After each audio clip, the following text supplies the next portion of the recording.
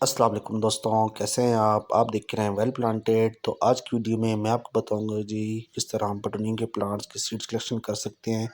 ये season ideal है क्योंकि इस सीज़न में भी फूल काफ़ी हेल्दी हैं। हेल्दी फूलों से हेल्दी सीड्स हमें हासिल होते हैं।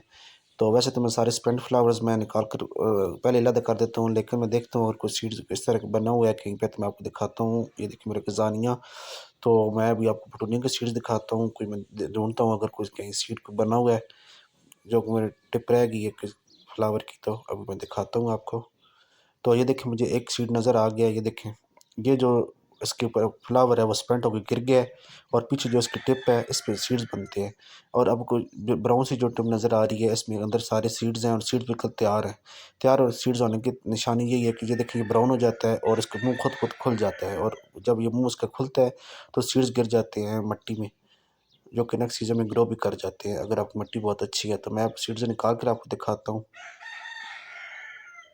मैं इसको साइड पे लेके जाता हूँ तो फिर निकालता हूँ मैं इसे। तो ये देखिए मैं सीड्स इनको निकालता हूँ ताकि आपको नज़र आए। बहुत बारीक सीड्स होते हैं इसके, पटूनिया के बिल्कुल बारीक बारीक सीड्स ब्लैक कलर के होते हैं। पहले ये ग्रीन होते हैं, जब पक जाते हैं तो ये ब्लैक हो जाते हैं। तो ये देखेंगे ये सारे इसके सीड्स हैं और एक फ्लावर से बहुत ज़्यादा सीड्स बनते हैं और हर सीड से अलग पौधा बन सकता है। ये देखें ये सारे इसके सीड्स हैं। अगर मैं ये सेव करना चाहूँ तो मैं नेक्स्ट सीज़न के लिए कर भी सकता हूँ।